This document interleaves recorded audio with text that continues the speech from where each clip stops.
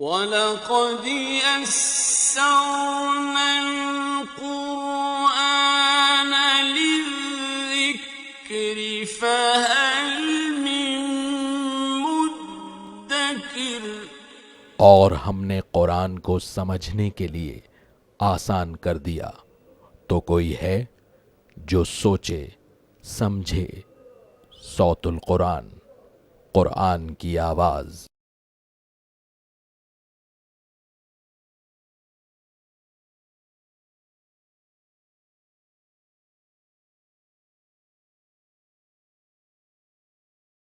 نحمده ونصلي على رسوله الكريم، اما بعد فاعوذ بالله من الشيطان الرجيم، بسم الله الرحمن الرحيم۔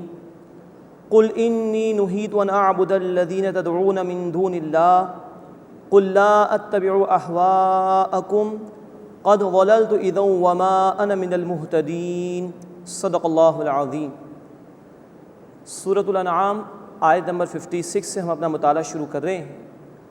اس سورہ مبارکہ کے اب 7ویں رکوع میں اللہ کے رسول صلی اللہ علیہ وسلم کی دعوت کا بیان ہے، اور اس میں دو ٹوک انداز بیان کا اختیار کیا گیا ہے، اور ساتھ ہی اللہ تعالیٰ کی صفت علم کا بڑی جامعیت کے ساتھ بیان آ رہا ہے۔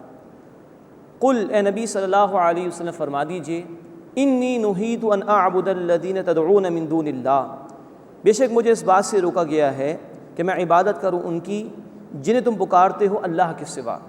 قل لا اتبع اہواءکم، اے نبی صلی اللہ علیہ وسلم فرما دیجئے میں تمہاری خواہشات کی پیروی نہیں کرتا۔ قد ضللت اذا وما انا من المہتدین، بالفرض اگر میں نے ایسا کیا تو میں گمراہ ہو جاؤں گا اور ہدایت پانے والوں میں سے نہ رہوں گا۔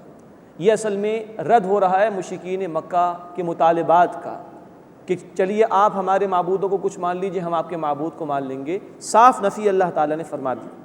قل انی علی بینۃ من ربی، اے نبی صلی اللہ علیہ وسلم فرما دیجئے بے شک میں اپنے رب کی طرف سے روشن دلیل پر ہوں، میری فطرت بھی سلامت اور سلیم ہے، اور اللہ کی طرف سے وحی بھی میرے پاس موجود ہے۔ وَكَذَّبْتُمْ بِهِ، اور تم نے اسے جھٹلایا ہے، حق کا انکار کیا ہے۔ مَا عِندِي مَا تَسْتَعْجِلُونَ بِهِ، جس کی تم جلدی کر رہے ہو میرے پاس نہیں ہے۔ وہ کہتے تھے اچھا اگر آپ حق پر ہیں اور ہم ناحق پر ہیں تو عذاب لا کے دکھا دیجئے۔ تو اللہ کے رسول علیہ السلام نے فرمایا ما عندی ما تستعجلون بہ، میرے پاس وہ نہیں ہے جس کی تم جلدی کر رہے ہو۔ ان الحکم الا للہ، حکم کا اختیار اللہ کو حاصل ہے، کل اختیار اللہ کے پاس، جو چاہتا ہے فیصلہ نازل فرماتا ہے۔ مزید نوٹ فرمائی کہ اسلام کی جو سیاسی تعلیمات ہیں اس کے حوالے سے یہ بنیادی اصول ہے، ان الحکم الا للہ، حکم کا اختیار فقط اللہ کو حاصل ہے۔ سروری زیبا فقط الذات بے ہمتا کو ہے، حکم راہ ایک وہی باقی بتانے آزری۔ حلال حرام کا اختیار اللہ کے لیے ہے، قانون دینے کا اختیار اللہ کا ہے، اس کے سوا اگر کوئی اس کا مطالبہ کرتا ہے اور اس مطالبے پر عمل کرتا ہے وہ شرک کرتا ہے۔ یہی الفاظ سورہ یوسف آیت نمبر 40 اور سورہ یوسف آیت نمبر 67 میں بھی آئے ہیں، ان الحکم الا للہ، حکم کا اختیار فقط اللہ کے لیے ہے۔ یقص الحق، وہ اللہ حق بیان فرماتا ہے، وہو خیر الفاصلین، اور وہ سب سے بہتر فیصلہ فرمانے والا ہے۔ اب کچھ تلخ انداز ہے جو اس مقام پر اللہ رب العزت نے اختیار کیا رسول اللہ صلی اللہ علیہ وسلم کی زبان مبارک سے۔ بار بار وہ مطالبات کر رہے تھے، عذاب لا کے دکھا دیجئے، معجزے دکھا دیجئے۔ قل لو ان عندی ما تستعجلون بہ، اے نبی صلی اللہ علیہ وسلم فرما دیجئے اگر میرے پاس وہ شے ہوتی جس کی تم جلدی کر رہے ہو، لقضی الامر بینی و بینکم، تو یقیناً میرے تمہارے درمیان کب کا فیصلہ ہو چکا ہوتا۔ واللہ اعلم بالظالمین، اور اللہ ظالموں کو خوب جاننے والا ہے۔ میرے اختیار میں فیصلہ کرنا نہیں ہے، عذاب دینا میرے اختیار نہیں ہے، میں اللہ کا رسول ہوں، اللہ کی دعوت تم تک پہنچا رہا ہوں۔ ہاں اللہ خوب جانتا ہے کہ ظالم کون ہے، کون حق کو جھٹلا رہا ہے، اور وہی اللہ ہے کہ جس کے پاس کل اختیار ہے، جب چاہے گا وہ تم پر فیصلہ نازل فرما دے گا عذاب کا۔ اب قرآن حکیم کی بڑی جامع آیت آ رہی ہے اللہ رب العزت کی صفت علم کے بیان پر۔ فرمایا وَعِندَهُ مَفَاتِحُ الْغَيْبِ، اور اللہ ہی کے پاس غیب کی کنجیاں ہیں، کل غیب اللہ جانتا ہے۔ لَا يَعْلَمُهَا إِلَّا هُوَ، اس کے سوا کوئی جاننے والا نہیں۔ ہاں یہ نوٹ فرمائیے کہ کل کا کل علم اللہ کے پاس، اللہ نے اپنے رسولوں میں سے جس کو چاہا عطا فرمایا، غیب میں سے علم عطا فرمایا، مشاہدات بھی کرائے، لیکن یہ تمام علم ذاتی طور پر اللہ کا ہے اور اس کے سوا کوئی اس کو جاننے والا نہیں۔ وَيَعْلَمُ مَا فِي الْبَرِّ وَالْبَحْرِ، اور وہ جانتا ہے جو کچھ خشکی اور تری میں ہے۔ وَمَا تَسْقُطُ مِن وَرَقَةٍ إِلَّا يَعْلَمُهَا، اور نہیں گرتا کوئی پتا مگر اللہ اسے جانتا ہے۔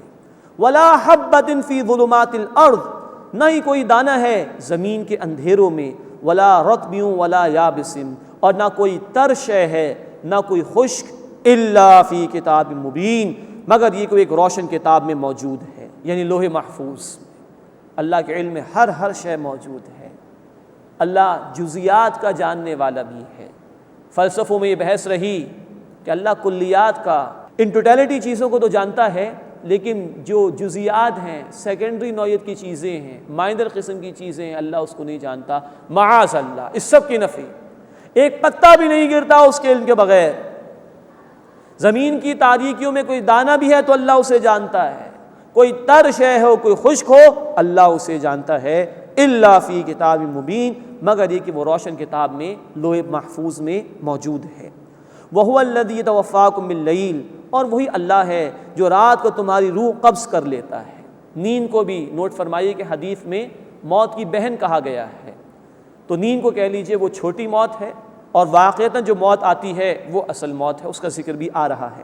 وَهُوَ الَّذِي يَتَوَفَّاكُم بِاللَّيْلِ، اور وہی تو ہے جو رات میں تمہاری روح قبض کر لیتا ہے۔ وَيَعْلَمُ مَا جَرَحْتُم بِالنَّهَارِ، اور جانتا ہے جو کچھ تم دن میں کما چکے ہو، تمہارے ایک ایک عمل کو جانتا ہے۔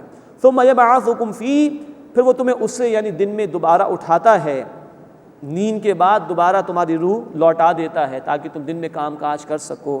لِيُقْضَىٰ أَجَلٍ مُّسَمًّى، تاکہ مدت مقررہ مکمل ہو جائے، یعنی تمہاری موت کے وقت تک کے لیے روزانہ سلسلہ ہے، اللہ نیند میں روح قبض کرتا ہے دوبارہ لوٹا دیتا ہے یہاں تک کہ موت کا وقت آ جائے گا۔ ثُمَّ إِلَيْهِ مَرْجِعُكُمْ، پھر تمہیں اسی کی طرف لوٹنا ہے۔ ثُمَّ يُنَبِّئُكُمْ بِمَا كُنتُمْ تَعْمَلُونَ، پھر وہ تمہیں بتا دے گا جو کچھ تم کیا کرتے تھے۔ 8واں رکوع شروع ہو رہا ہے، اس میں اللہ کی نعمتوں کا بیان اور عذاب کی چند اقسام کو بیان کیا گیا ہے، اور قرآن کی تبلیغ کے حوالے سے گفتگو آ رہی ہے۔ وَهُوَ الْقَاهِرُ فَوْقَ عِبَادِهِ، اور وہی اللہ ہے جو اپنے بندوں پر غالب ہے۔ وَيُرْسِلُ عَلَيْكُمْ حَفَظًا، اور وہ تم پر نگہبان بھیجتا ہے، فرشتے بھیجتا ہے، مراد ہے جو تمہارے اعمال کو بھی جانتے ہیں۔ سورۃ الانفطار میں الفاظ ہیں کرامن کاتبین یعلمون ما تفعلون، یہ معزز لکھنے والے ہیں، جو کچھ تم کرتے ہو انہیں جانتا ہے۔ تو اعمال کی حفاظت کے لیے بھی اللہ فرشتوں کو بھیجتا ہے، اور خود انسانوں کی حفاظت کے لیے بھی فرشتوں کو بھیجتا ہے۔ اس لیے یہ بات کہنا بالکل درست ہے کہ موت ہی انسان کی سب سے بڑی محافظ ہے، اس کا وقت مقرر ہے، اس سے پہلے آ ہی نہیں سکتی۔ اور یہ واقعات اکثر لوگوں کے ساتھ پیش آتے ہیں، کس طرح اللہ بچا لیتا ہے، تباہی آئی لیکن فلاں شخص وہ زندہ رہا، ایکسیڈنٹ ہوا فلاں بچہ وہ زندہ رہا، تو یہ اللہ حفاظت فرماتا ہے بندوں کی۔ وَهُوَ الْقَاهِرُ فَوْقَ عِبَادِهِ، اور وہی اللہ ہے اپنے بندوں پر غالب۔ وَيُرْسِلُ عَلَيْكُمْ حَفَظًا، اور وہ تم پر نگہبان بھیجتا ہے۔ حَتَّى إِذَا جَاءَ أَحَدَكُمُ الْمَوْتُ، اب یہ اصل موت کا ذکر آ گیا، یہاں تک کہ جب تم میں سے کسی کو موت آ پہنچتی ہے، توفته رسلنا، تو ہمارے فرشتے اس کی روح قبض کر لیتے ہیں، وہم لا یفرطون، اور وہ کوتاہی نہیں کرتے۔ اب موت واقعتاً دے دی جاتی ہے۔ ثم ردوا الی اللہ مولاہم الحق، پھر وہ لوٹائے جائیں گے اپنے سچے مولا یعنی اللہ کی طرف۔ الا لہ الحکم، آگاہ ہو جاؤ اللہ ہی کے لیے حکم کا اختیار ہے۔ وہو اسرع الحاسبین، اور وہ جلد حساب لینے والا ہے۔ اس کے بعد ایک سرچنگ کوئسچن کا انداز، لوگوں کو سوچنے پر مجبور کیا جا رہا ہے، لوگوں کو سوچنے کی دعوت دی جا رہی ہے۔ قل من ینجیکم من ظلمات البر والبحر، اے نبی صلی اللہ علیہ وسلم ان سے سوال کیجئے تو کون ہے جو تمہیں خشکی اور دریا کے اندھیروں سے بچاتا ہے؟ تدعونہ تضرعا وخفیا، تم اسے پکارتے ہو گڑ گڑا کر اور چپکے چپکے۔ لئن انجانا من ہذہ لنکونن من الشاکرین، اگر اللہ ہمیں اس سے بچا لے تو ہم شکر ادا کرنے والوں میں سے ہو جائیں گے۔ سورۃ العنکبوت آیت 65 میں ذکر ہے کہ جب مشرکین کشتی میں پھنس جاتے تھے سمندر میں دریا میں تو ایک اللہ کو پکارتے تھے۔ یہ ہے توحید کی معرفت جو انسان کی فطرت میں ان بلٹ ہے۔ چنانچہ نوٹ کیجئے دنیا کی تمام مشرک قوموں میں بھی باوجود اس کے کہ اللہ کے ساتھ وہ بہت سو کو شریک کرتے رہے، ٹاپ پر کسی ایک ہی بڑے کا تصور موجود ہے۔ یہ ہے انسان کی فطرت کی پکار۔ سارے جھوٹے معبودوں کو انسان بھول جاتا ہے اور ایک اللہ کو پکارتا ہے مشکلات میں۔ فرمایا قل اللہ ینجیکم منہا، اے نبی صلی اللہ علیہ وسلم فرما دیجئے اللہ ہی تمہیں اس سے بچاتا ہے، ومن کل کرب، اور ہر سختی سے بچاتا ہے، ثم انتم تشرکون، پھر تم شرک کرنے لگ جاتے ہو۔ اب اللہ کی طرف سے آنے والے عذابوں کی 3 اقسام کا بیان ہو رہا ہے۔ قل هو القادر علی ان یبعث علیکم عذابا، اے نبی صلی اللہ علیہ وسلم فرما دیجئے کہ اللہ تم پر قادر ہے کہ تم پر عذاب بھیجے، من فوقکم، تمہارے اوپر سے، او من تحت ارجلکم، یہ تمہارے پاؤں کے نیچے سے، او یلبسکم شیعا، یا تمہیں گروہوں میں تقسیم کر دے، ویذیق بعضکم بأس بعض، اور تم میں سے ایک کو دوسرے کی طاقت کا مزہ چکھا دے۔ یہ ہے اللہ تعالیٰ کی طرف سے آنے والے عذابوں کی کیفیات۔ اوپر سے اللہ کا عذاب آ جائے، جیسے قوم لوط پر پتھروں کی بارش ہوئی، قوم شعیب پر کڑک کا عذاب آیا، بجلی چمکی اور پھر زلزلہ بھی آیا۔ نیچے سے اللہ کا عذاب آ جائے، زلزلے آ جائیں، طوفان آ جائے، زمین میں دھسا دیا جائے، سمندر میں غرق کر دیا جائے، یہ زمین کا عذاب ہے۔ اور تیسری صورت یہ ہے کہ اللہ گروہوں میں لوگوں کو تقسیم کر دے، ایک ہی قوم کے لوگ ہوں، ایک ہی مذہب یا دین کے ماننے والے ہوں، ان کو گروہوں میں اللہ تقسیم کر دے اور ایک دوسرے کی طاقت کا مزہ چکھائے۔ اللہ کے رسول صلی اللہ علیہ وسلم نے اللہ سے درخواست کی تھی، مسلم شریف کی روایت ہے، اے اللہ میری قوم کو قحط کے عذاب سے بچا لیجیے، غرق کیے جانے کے عذاب سے بچا لیجیے، اور آپس میں لڑنے کے ذریعے سے جو عذاب آتا ہے اس سے بچا لیجیے۔ پہلی 2 باتیں اللہ نے قبول فرمائی، قحط نہیں آئے گا، ایسا قحط کہ پوری قوم پوری امت فنا ہو جائے، ایسا نہیں ہوگا، غرق نہیں کیا جائے گا کہ پوری امت کو مٹا دیا جائے۔ تیسری دعا قبول نہیں ہوئی، آپس کی لڑائی اور ایک دوسرے کی طاقت کا مزہ چکھایا جانا، یہ دعا قبول نہیں ہوئی۔ ہم نے دیکھا ایران اور عراق کی بھی جنگ ہوئی، مسلمان کے خلاف صف آرا ہوا۔ پھر ہم نے افغانستان میں بھی کچھ عرصے سلسلہ دیکھا، پاکستان کے چند علاقوں میں یہ سلسلہ جاری و ساری ہے، کہیں مذہب کے نام پر، کہیں سیاست کے نام پر، کہیں زبان کے اختلاف کی بنیاد پر۔ یہ اللہ کے عذاب کی کیفیت ہے۔ اللہ ہمیں سچی توبہ کرنے کی توفیق عطا فرمائے اور اللہ ہمیں ان عذابوں سے محفوظ فرمائے۔ اوپر سے آنے والا عذاب، ابن عباس رضی اللہ تعالیٰ عنہ کی رائے ایک یہ بھی ہے کہ اللہ ظالم حکمرانوں کو مسلط کر دے۔ نیچے کا عذاب، ابن عباس رضی اللہ تعالیٰ عنہ کی رائے یہ بھی ہے کہ سبارڈینیٹس، یا وہ لوگ کہ جن پر انسان کو اختیار حاصل ہوتا ہے، کام کرنے والے یا اولاد، وہ نافرمان ہو جائے۔ اللہ تعالیٰ اس طرح کے تمام عذابوں سے ہماری حفاظت فرمائے۔ انظر کیف نصرف الآیات لعلہم یفقہون، دیکھو ہم کس طرح آیات بیان کرتے ہیں طرح طرح سے تاکہ وہ سمجھیں۔ وَكَذَّبَ بِهِ قَوْمُكَ وَهُوَ الْحَقُّ، اور اے نبی صلی اللہ علیہ وسلم آپ کی قوم نے اسے جھٹلایا ہے حالانکہ وہ حق ہے۔ قُلْ لَسْتُ عَلَيْكُمْ بِوَكِيلٍ، اے نبی صلی اللہ علیہ وسلم فرما دیجئے میں تم پر داروغہ نہیں ہوں، زبردستی منوا نہیں سکتا۔ لِكُلِّ نَبَإٍ مُسْتَقَرٌ، ہر خبر کے لیے ظہور میں آنے کا ایک وقت ہے۔ وَسَوْفَ تَعْلَمُونَ، اور تم ان قریب جان لو گے۔ یہ دھمکی دی جا رہی جھٹلانے والوں کو، اللہ کی طرف سے عذاب کے آنے کے لیے وقت طے ہے، جب وہ وقت آئے گا تو عذاب آ جائے گا اور تم جان لو گے۔ وَإِذَا رَأَيْتَ الَّذِينَ يَخُوضُونَ فِي آيَاتِنَا، اور جب تم دیکھو ان لوگوں کو جو ہماری آیات میں جھگڑتے ہیں، فَأَعْرِضْ عَنْهُمْ، تو ان سے کنارہ کشی اختیار کر لو، حَتَّى يَخُوضُوا فِي حَدِيثٍ غَيْرِهِ، یہاں تک کہ وہ کسی اور بات میں مشغول ہو جائیں۔ وَإِمَّا يُنْسِيَنَّكَ الشَّيْطَانُ، اور اگر تمہیں شیطان بھلا دے، فَلَا تَقْعُدْ بَعْدَ الذِّكْرَىٰ، تو یاد آ جانے کے بعد مت بیٹھو، مع القوم الظالمین، ظالم لوگوں کی قوم کے ساتھ۔ اس آیت کا حوالہ آ چکا ہے سورہ النساء آیت نمبر 140 میں۔ اس آیت کو سورہ نساء کی آیت نمبر 140 میں ریفر کیا تھا اللہ تعالیٰ نے کہ جہاں کہیں بھی اللہ کی آیات کا مذاق اڑایا جائے، اللہ تعالیٰ کی نافرمانی کی جائے، اہل ایمان کے لیے ایسی مجالس اور محافل میں شرکت کرنا جائز نہیں، بلکہ ایمان کا تقاضا تو یہ کہ برائی کو روکنے کی کوشش کی جائے۔ مسلم شریف کی روایت کے مطابق اللہ کے رسول صلی اللہ علیہ وسلم نے فرمایا، جو کوئی تم میں سے برائی کو دیکھے اسے چاہیے کہ اپنے ہاتھ سے بدل دے۔ اس کی صلاحیت نہیں تو زبان سے روکے اور منع کرے، اس کی بھی صلاحیت نہیں تو دل میں ارادہ رکھے کہ برائی کو بدلوں گا، اور اگر یہ بھی نہیں تو فرمایا کہ ایمان رائی کے دانے کے برابر بھی دل میں باقی نہیں۔ اور ایک روایت میں الفاظ ہے کہ پھر یہ ایمان کا کمزور ترین درجہ ہے کہ کم از کم دل میں تو ارادہ ہو برائی کو بدلنے کا۔ تو روا نہیں ہے ایسی مجالس میں بیٹھنا جہاں اللہ کی آیات کا انکار ہو، اللہ کے احکامات کی نافرمانی ہو۔ انسان اگر روک سکتا ہے تو روکے، لیکن ان کے ساتھ بیٹھنے کی اجازت نہیں۔ وما علی الذین یتقون من حسابہم من شیء، اور جو لوگ تقوی اختیار کرتے ہیں یعنی اللہ کی نافرمانی سے بچتے ہیں، ان پر ان جھگڑنے والوں کے حساب میں سے کوئی شے نہیں۔ ولیکن ذکریٰ لعلہم یتقون، لیکن نصیحت کرنا ہے تاکہ وہ لوگ بچتے رہیں۔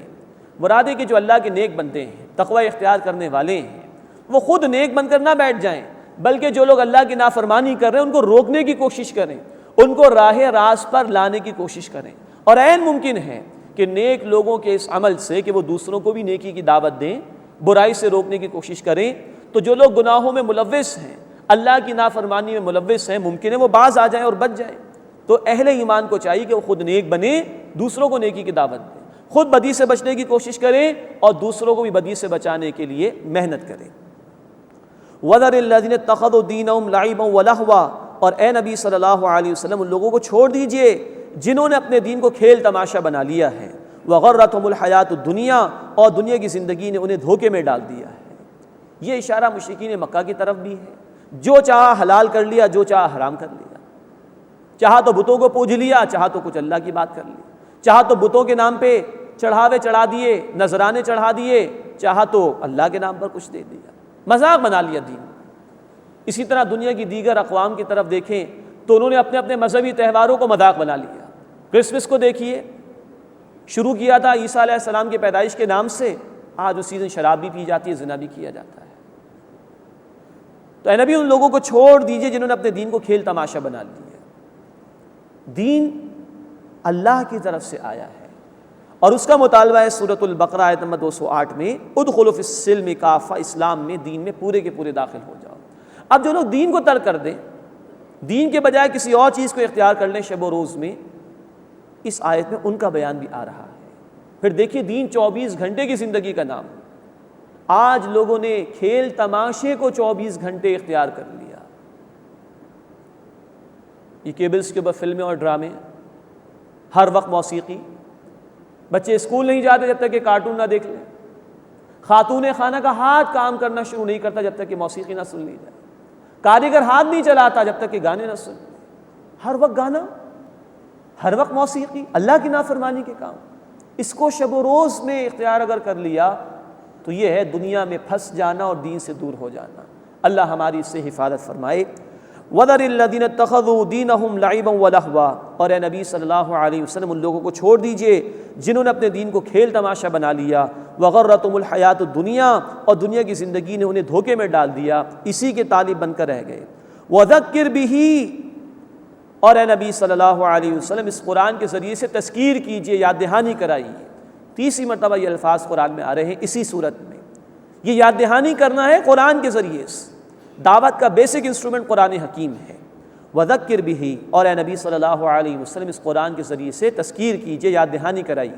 أَن تُبْصَرَ نَفْسٌ بِمَا كَسَبَتْ، کہ کہیں کوئی شخص پکڑا نہ جائے اس کی وجہ سے جو اس نے عمل کیا۔ لَيْسَ لَهَا مِن دُونِ اللَّهِ وَلِيٌّ وَلَا شَفِيعٌ، اس کے لیے نہیں ہوگا اللہ کے سوا کوئی حمایتی اور نہ ہی کوئی سفارش کرنے والا۔ وَإِن تَعْدِلْ كُلَّ عَدْلٍ لَا يُؤْخَذْ مِنْهَا، اور اگر بدلے میں تمام معاوضے دینا چاہے تو اس سے قبول نہیں کیے جائیں گے۔ اولئک الذین ابسلوا بما کسبوا، یہی لوگ ہیں جو اپنے کیے کی وجہ سے پکڑے گئے۔ لہم شراب من حمیم، ان کے لیے کھولتے ہوئے گرم پانی میں سے پینے کے لیے ہوگا۔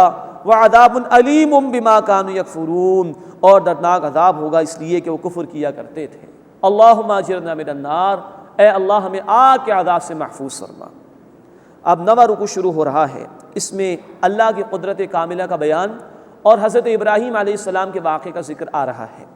قل اندعو من دون اللہ ما لا ينفعنا ولا يضرنا، اے نبی صلی اللہ علیہ وسلم ان سے کہیے کہ ہم اللہ کے سوا اس کو پکاریں جو ہمیں نہ نفع پہنچا سکے نہ ہمارا نقصان کر سکے۔ وَنُرَدُّ عَلَىٰ أَعْقَابِنَا بَعْدَ إِذْ هَدَانَا اللَّهُ، اور ہم اپنے الٹے پاؤں پھر جائیں اس کے بعد کہ جبکہ اللہ نے ہمیں ہدایت دے دی۔ ذرا خود سوچو، اللہ نے ہمیں ہدایت دی ہے، اپنی توحید سے سرفراز فرمایا، کیا ہم اس کو ترک کر دیں اور ان جھوٹے معبودوں کو پکارے جو نہ نفع پہنچا سکتے نہ نقصان پہنچا سکتے؟ وَنُرَدُّ عَلَىٰ أَعْقَابِنَا، اور ہم اپنی ایڑیوں پر الٹے پاؤں پھر جائیں بعد اذ ہدانا اللہ، اس کے بعد کہ جب اللہ نے ہمیں ہدایت عطا فرما دی. کالذی استہوت الشیاطین فی الارض حیران، اس شخص کی طرح جسے شیطان نے بھلا دیا اور وہ جنگل میں حیران و پریشان ہے. یعنی شیطان نے جس کو اس کی خواہش نفس کی پیروی پر آمادہ کر دیا، تم چاہتے ہو کہ ہم اس کی طرح ہو جائیں. لہو اصحاب یدعونہ الی الہدی ائتنا، اس شخص کے لیے جو جنگل میں حیران و پریشان کھڑا ہے، اس کے لیے ساتھی ہیں اس کے جو اسے ہدایت کی طرف بلاتے ہیں کہ ہمارے پاس آ جائے. یہ اشارہ اس بات کی طرف بھی ہے کہ اجتماعیت کی بڑی برکات ہے. انسان جب اجتماعیت میں ہوتا ہے، اس میں کوئی کمزوری آ جاتی ہے تو دوسرے ساتھی اس کو سہارا دیتے ہیں، اس کو ہدایت کی طرف بڑھانے کی کوشش کرتے ہیں. اللہ تعالی ہمیں بھی اجتماعی زندگی اختیار کرنے کی اور دین پر عمل کرنے کی توفیق عطا فرمائے. لہو اصحاب یدعونہ الی الہدی ائتنا، اس کے ساتھی اس کو ہدایت کی طرف بلاتے ہیں کہ ہمارے پاس آ. قل، اے نبی صلی اللہ علیہ وسلم فرما دیجئے، ان ھدی اللہ هو الہدی، کہ بے شک اللہ کی ہدایت ہی ہدایت ہے، جو اس کو فالو کرے گا وہ کامیاب ہے. باقی جو شیطان کی پٹی پڑھائے جانے کے مطابق عمل کرے گا، نفس کی پیروی کرے گا، وہ ناکام ہے. وَأُمِرْنَا لِنُسْلِمَ لِرَبِّ الْعَالَمِينَ، اور ہمیں حکم دیا گیا ہے کہ ہم فرما بردار ہو جائیں تمام جہان والوں کے رب کے لیے. وَنَقِيمُ الصَّلَاةَ وَاتَّقُوهُ، اور یہ کہ نماز قائم کرو اور اللہ کی نافرمانی سے بچو. وَهُوَ الَّذِي إِلَيْهِ تُحْشَرُونَ، اور وہی اللہ ہے جس کی طرف تم سب جمع کیے جاؤ گے. وَهُوَ الَّذِي خَلَقَ السَّمَاوَاتِ وَالْأَرْضَ بِالْحَقِّ، اور وہ اللہ ہے جس نے آسمانوں اور زمین کو بامقصد طور پر پیدا فرمایا. وَيَوْمَ يَقُولُ كُن فَيَكُونُ، اور یاد کرو جس دن وہ کہے گا ہو جا اور وہ ہو جائے گی. مراد اللہ حکم دے گا اور قیامت برپا ہو جائے گی. قَوْلُهُ الْحَقُّ، اللہ کا قول سچا ہے. وَلَهُ الْمُلْكُ يَوْمَ يُنفَخُ فِي الصُّورِ، اور اسی کے لیے بادشاہت ہوگی جس دن سور پھونکا جائے گا. عالم الغیب والشہادہ، وہ غیب اور ظاہر کا جاننے والا ہے. وَهُوَ الْحَكِيمُ الْخَبِيرُ، اور وہ اللہ خوب حکمت والا، خوب جاننے والا ہے. فرمایا اس دن بادشاہت اللہ کے لیے ہوگی. بادشاہت اور اختیار آج بھی اللہ کے لیے ہے، لیکن انسان کو اللہ نے عمل کی تھوڑی سی آزادی دے دی. اس کے بنیاد پر وہ خدائی کا دعویٰ کر لیتا ہے. فرعون نے بھی کیا. سورۃ النازعات آیت نمبر 23 میں الفاظ ہیں فَقَالَ أَنَا رَبُّكُمُ الْأَعْلَىٰ، اس سے کہا میں تمہارا سب سے اعلیٰ رب ہوں. معاذ اللہ. تو دنیا میں کچھ لوگ اختیار کا غلط استعمال کرتے ہیں اور خدائی کے دعوے کر لیتے ہیں. ان کو بھی معلوم ہو جائے گا اس دن کہ اصل اختیار اللہ ہی کا ہے. عالم الغیب والشہادہ، وہ اللہ غیب اور ظاہر کا جاننے والا ہے. نوٹ فرمائیے، غیب ہمارے اعتبار سے ہے، اللہ کے جو ہر چیز حاضر ہی حاضر ہے. تو جو ہمارے لیے ظاہر ہے یہ ہمارے اعتبار سے غیب ہے. اللہ ہر شے کا علم رکھنے والا ہے. وَهُوَ الْحَكِيمُ الْخَبِيرُ، اور وہ خوب حکمت والا، خوب خبر رکھنے والا ہے. اس کے بعد حضرت ابراہیم علیہ السلام کا واقعہ آ رہا ہے. اصطلاح میں اس طرح کے واقعات کو قصص النبیین کہا جاتا ہے، یعنی جن میں انبیاء اور رسولوں کے ذاتی حالات کا ذکر آیا. اور بعض واقعات ہیں جن کو انباء الرسل کہا جاتا ہے، رسولوں کی خبریں. رسول نے لوگوں کے سامنے دعوت پیش کی، قوم کا رویہ کیا رہا، یہ ذکر انشاءاللہ تعالیٰ سورۃ الاعراف میں تفصیل سے آئے گا. ابراہیم علیہ السلام کو جو واقعہ یہاں پر بیان کیا جا رہا ہے، اس کے متعلق نوٹ فرمائیے کہ یہ ان کا ایک مکالمہ تھا اپنی قوم کے لوگوں سے. ان کی قوم بت پرستی میں بھی مبتلا تھی، شاہ پرستی میں بھی مبتلا تھی، بادشاہ کو بھی پوجا جاتا تھا، اور ستارہ پرستی میں بھی مبتلا تھی. قوم کو سمجھانے کے لیے ابراہیم علیہ السلام نے سرچنگ کوئسچن کا ایک انداز اختیار کیا تاکہ لوگ اپنے اندر جھانکیں اور غور و فکر کریں کہ وہ کس شرک کی برائی میں مبتلا ہیں. یہ انداز ابراہیم علیہ السلام نے اس مقام پر اختیار کیا تھا. فرمایا کہ وَإِذْ قَالَ إِبْرَاهِيمُ لِأَبِيهِ، اور یاد کرو جب ابراہیم علیہ السلام نے اپنے والد سے کہا، آزر سے، أَتَتَّخِذُ أَصْنَامًا آلِهَةً، کیا تم بتوں کو معبود بناتے ہو؟ إِنِّي أَرَاكَ وَقَوْمُكَ فِي ضَلَالٍ مُبِينٍ، بے شک میں تمہیں اور تمہاری قوم کو کھلی گمراہی میں دیکھتا ہوں. باپ شرک پر ہی اڑا ہوا تھا. وَكَذَلِكَ نُرِي إِبْرَاهِيمَ مَلَكُوتَ السَّمَاوَاتِ وَالْأَرْضِ، اور اسی طرح ہم نے ابراہیم علیہ السلام کو آسمانوں اور زمین کی بادشاہت اور اس کے اسرار دکھائے. وَلِيَكُونَ مِنَ الْمُوقِنِينَ، اور تاکہ وہ یقین کرنے والوں میں سے ہو جائیں. اللہ تعالیٰ اپنے رسولوں کو مشاہدات کراتے تھے. چنانچہ ایک واقعہ ہم پڑھ چکے ہیں سورۃ البقرہ آیت نمبر 260 میں، 4 پرندوں کا واقعہ، کیسے اللہ تعالیٰ نے مردہ پرندوں کو زندہ فرمایا ابراہیم علیہ السلام کے سامنے. اللہ تعالیٰ رسولوں کو یہ مشاہدات غیب کے کراتے تھے تاکہ ان میں بصیرت پیدا ہو، کنوکشن اور یقین پیدا ہو، اور وہ پورے وثوق کے ساتھ لوگوں کے سامنے اللہ کے دین کی دعوت کو پیش کر سکیں۔ تو یہاں اللہ تعالیٰ نے فرمایا کہ اللہ نے مشاہدات کرائے آسمان اور زمین کے، وَلِيَكُونَ مِنَ الْمُوقِنِينَ، اور تاکہ وہ یقین کرنے والوں میں سے ہو جائیں۔ اب جو قوم سے مکالمہ ہوا وہ شروع ہو رہا ہے۔ فَلَمَّا جَنَّ عَلَيْهِ اللَّيْلُ رَأَىٰ كَوْكَبًا، پھر جب رات نے ابراہیم علیہ السلام پر اندھیرا کیا تو انہوں نے ایک ستارہ دیکھا۔ قَالَ هَٰذَا رَبِّي، فرمایا یہ میرا رب ہے۔ فَلَمَّا أَفَلَ، جب وہ غائب ہو گیا، قَالَ لَا أُحِبُّ الْآفِلِينَ، تو فرمایا کہ میں غائب ہو جانے والوں کو پسند نہیں کرتا، خود ہی نفی فرما دی۔ فَلَمَّا رَأَى الْقَمَرَ بَازِغًا، پھر جب چمکتا ہوا چاند دیکھا، قَالَ هَٰذَا رَبِّي، فرمایا یہ میرا رب ہے۔ فَلَمَّا أَفَلَ، پھر جب وہ چاند بھی غائب ہو گیا، قَالَ لَئِن لَّمْ يَهْدِنِي رَبِّي، فرمایا کہ اگر مجھے میرے رب نے ہدایت نہ دی ہوتی، لَأَكُونَنَّ مِنَ الْقَوْمِ الضَّالِّينَ، تو بے شک میں گمراہ ہو جانے والی قوم میں سے ہو جاتا۔ فَلَمَّا رَأَى الشَّمْسَ بَازِغَةً، پھر جب انہوں نے جگمگاتا ہوا سورج دیکھا، قَالَ هَٰذَا رَبِّي هَٰذَا أَكْبَرُ، تو فرمایا کہ یہ میرا رب ہے، یہ تو بڑا ہے۔ فَلَمَّا أَفَلَتْ، پھر جب سورج بھی غروب ہو گیا، قَالَ يَا قَوْمِ إِنِّي بَرِيءٌ مِّمَّا تُشْرِكُونَ، تو فرمایا کہ اے میری قوم، بے شک میں ان سے بیزار ہوں جن کو تم شریک کرتے ہو۔ یہ اصل میں ایک ڈائلاگ کا انداز تھا، ان کو سوچنے پر مجبور کرنے کا ایک رویہ تھا۔ دیکھو ستارہ غائب ہو گیا، یہ خدا ہو سکتا ہے۔ دیکھو یہ چاند غروب ہو گیا، یہ خدا ہو سکتا ہے۔ دیکھو یہ سورج غروب ہو گیا، کہ یہ خدا ہو سکتا ہے۔ میں بری ہوں بھائی جس سے تم شرک کرتے ہو، میں بری ہوں جو تم شریک ٹھہراتے ہو، میں نہیں مانتا اس کو۔ انی وجہت وجہی للذی فطر السماوات والارض حنیفا، بے شک میں نے اپنا رخ پھیر لیا ہے یکسو ہو کر اس ہستی کی طرف جس نے آسمانوں اور زمین کو پیدا فرمایا، وما انا من المشرکین، اور میں شرک کرنے والوں میں سے نہیں۔ یہ انداز تھا ابراہیم علیہ السلام کا اپنی قوم کو توحید کی دعوت دینے کے لیے۔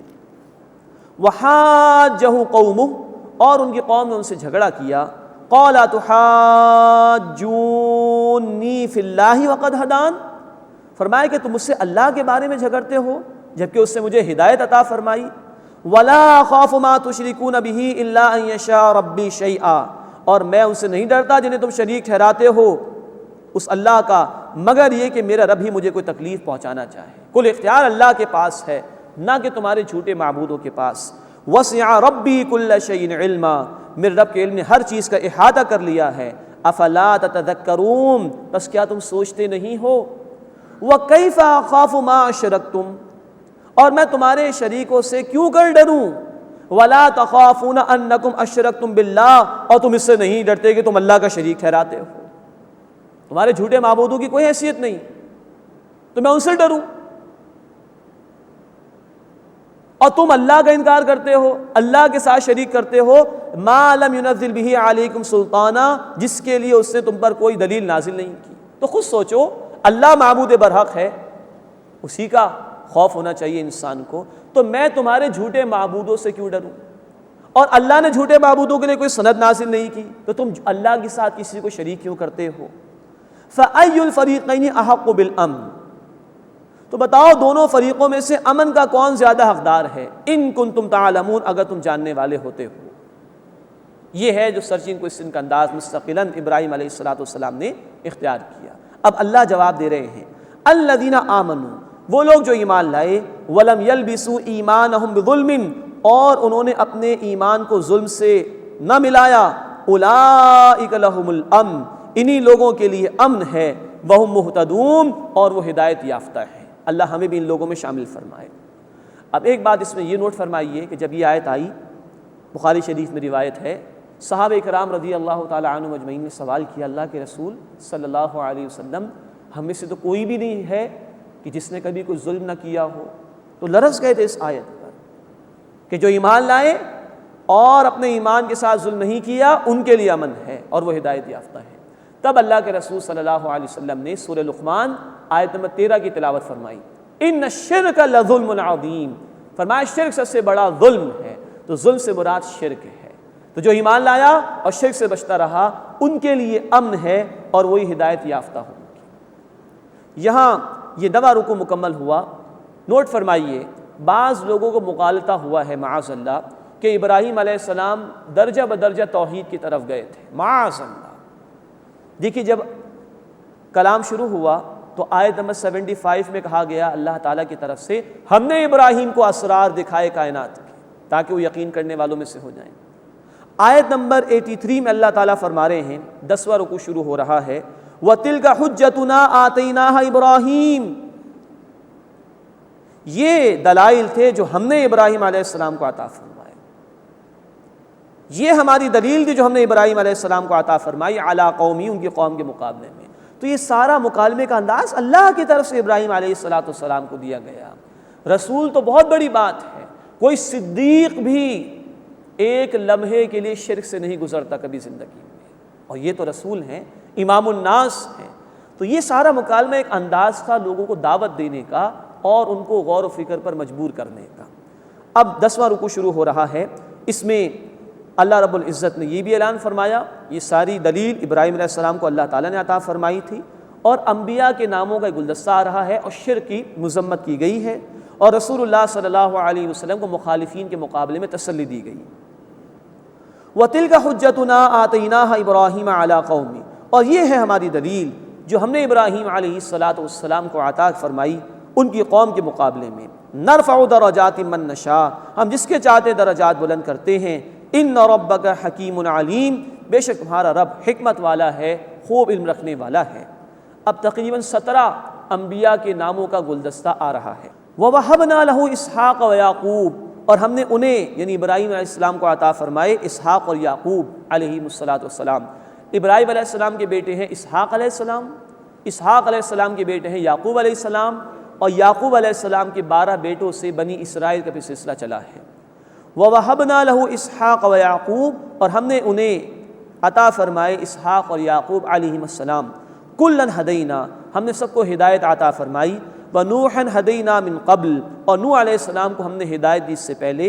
وَمِن ذُرِّيَّتِهِ، اور ان کی اولاد میں سے داؤد و سلیمان و ایوب و یوسف و موسیٰ و ہارون، داؤد اور سلیمان اور ایوب اور یوسف اور موسیٰ اور ہارون علیہم السلام کو، ان سب کو ہدایت عطا فرمائی۔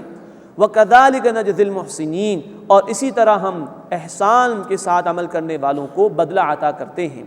وَزَكَرِيَّا وَيَحْيَا وَعِيسَىٰ وَإِلْيَاس، اور زکریا اور یحییٰ اور عیسیٰ اور الیاس علیہم السلام، کل من الصالحین، یہ سب کے سب نیک بندوں میں سے تھے۔ وَإِسْمَاعِيلَ وَالْيَسَعَ وَيُونُسَ وَلُوطًا، اور اسماعیل اور الیسع اور یونس اور لوط علیہم السلام۔ وَكُلًّا فَضَّلْنَا عَلَى الْعَالَمِينَ، اور سب کو ہم نے جہان والوں پر فضیلت عطا فرمائی۔ وَمِنْ آبَائِهِمْ وَذُرِّيَّاتِهِمْ وَإِخْوَانِهِمْ، اور کچھ ان کے باپ دادا اور ان کی اولاد ان کے بھائیوں کو نسل در نسل نبوت اللہ نے عطا فرمائی۔ وَاجْتَبَيْنَاهُمْ، اور ہم نے انہیں چن لیا۔ وَهَدَيْنَاهُمْ إِلَىٰ صِرَاطٍ مُّسْتَقِيمٍ، اور ہم نے انہیں ہدایت دی سیدھے راستے کی طرف۔ ذَلِكَ هُدَى اللَّهِ، یہ ہے اللہ کی ہدایت۔ يَهْدِي بِهِ مَن يَشَاءُ مِنْ عِبَادِهِ، اللہ اس کے ذریعے سے ہدایت عطا فرماتا ہے اپنے بندوں میں سے جسے چاہتا ہے۔ اس کے بعد شرک کی مذمت کے لیے الفاظ آ رہے ہیں۔ وَلَوْ أَشْرَكُوا، اور بالفرض اگر ان سب نے بھی شرک کیا ہوتا، لَحَبِطَ عَنْهُمْ مَا كَانُوا يَعْمَلُونَ، تو جو کچھ وہ عمل کرتے وہ سب کا سب ضائع ہو جاتا۔ 17 انبیاء کے نام آئے اور ابراہیم علیہ السلام کا ذکر ان سے پہلے آیا۔ کہا جا رہا ہے کہ بالفرض اگر انہوں نے بھی شرک کیا ہوتا تو ان کے سارے اعمال ضائع ہو جاتے۔ رسول تو بالکل نہیں کر سکتے تھے، یہ مخالفین کو سنایا جا رہا ہے، شرک کرنے والوں کو سنایا جا رہا ہے۔ شرک اتنا بڑا جرم ہے کہ جو اس میں ملوث ہو جائے اس کے سارے اعمال ضائع ہو جاتے ہیں۔ اللہ ہمیں شرک کی ہر قسم سے بچنے کی توفیق عطا فرمائے۔ اولئک الذین آتیناہم الکتاب والحکم والنبوۃ، یہ وہ لوگ ہیں یعنی انبیاء علیہم السلام جنہیں ہم نے کتاب اور حکمت اور نبوت عطا فرمائی۔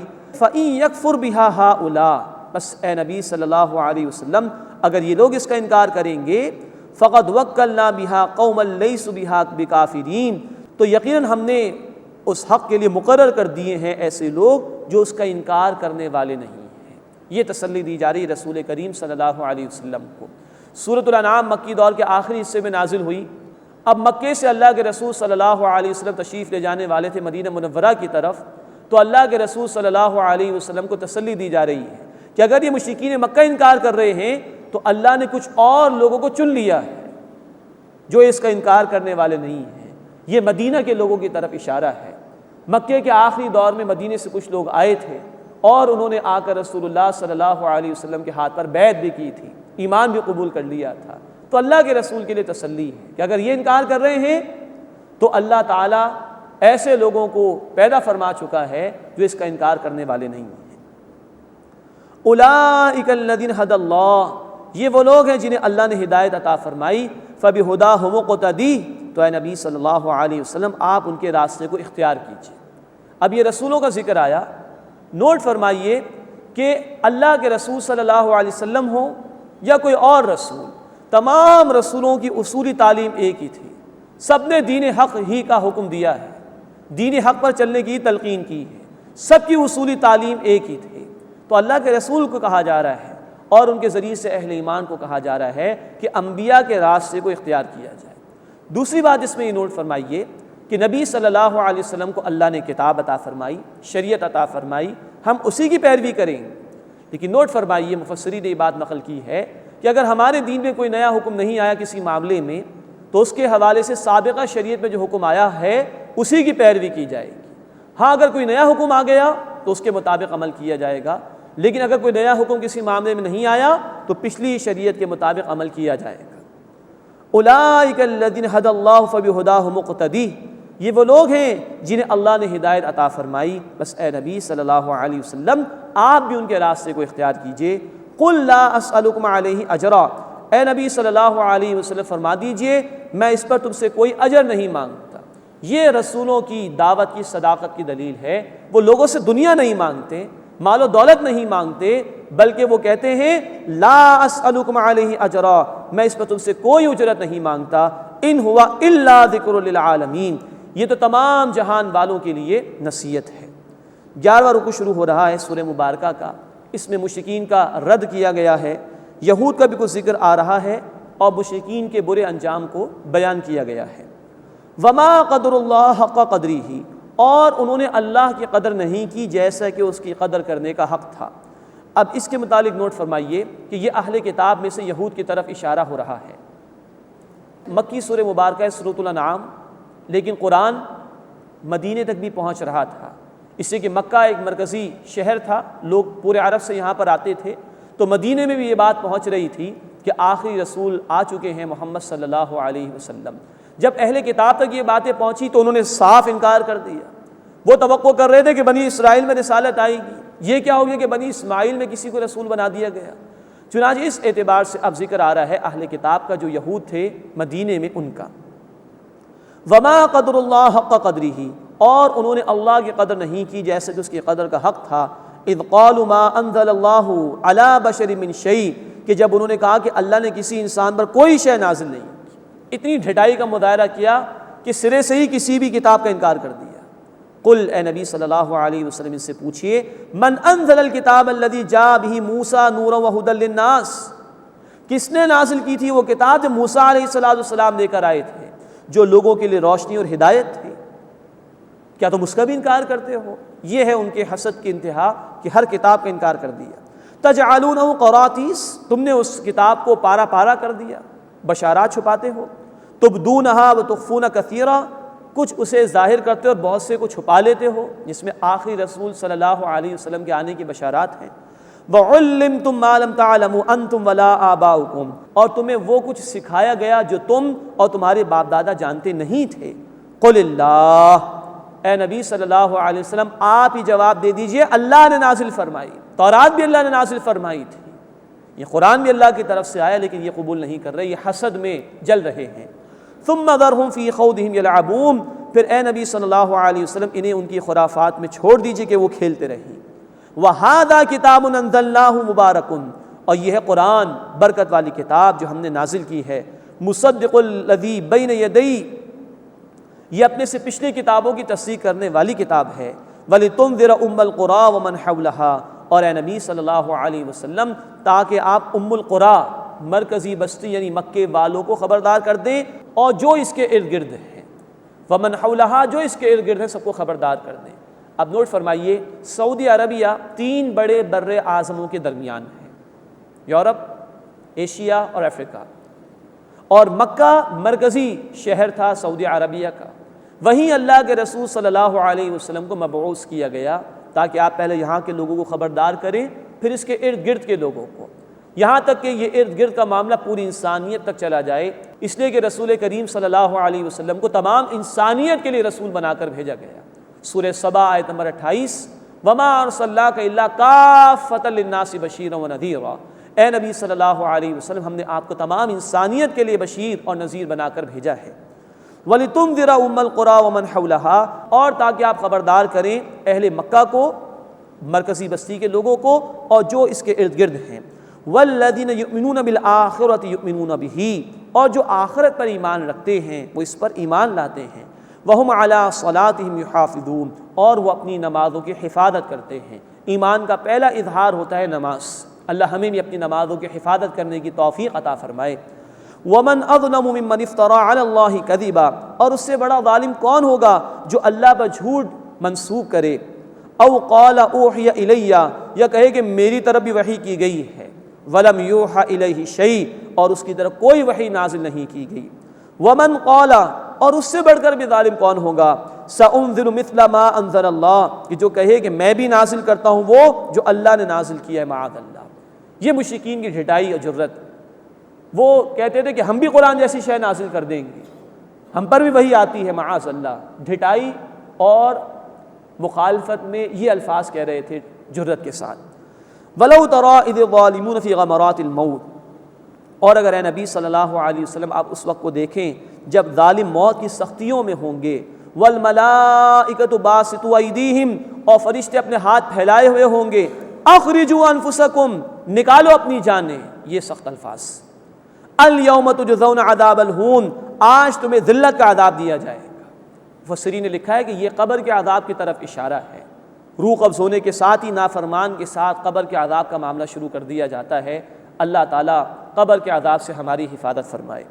اليوم تجزون عذاب الہون، آج تمہیں ذلت کا عذاب دیا جائے گا۔ بما کنتم تقولون علی اللہ غیر الحق، اس لیے کہ تم اللہ کے بارے میں جھوٹی باتیں کہتے تھے۔ وکنتم عن آیاتہ تستکبرون، اور تم اس کی آیات سے تکبر کرتے تھے۔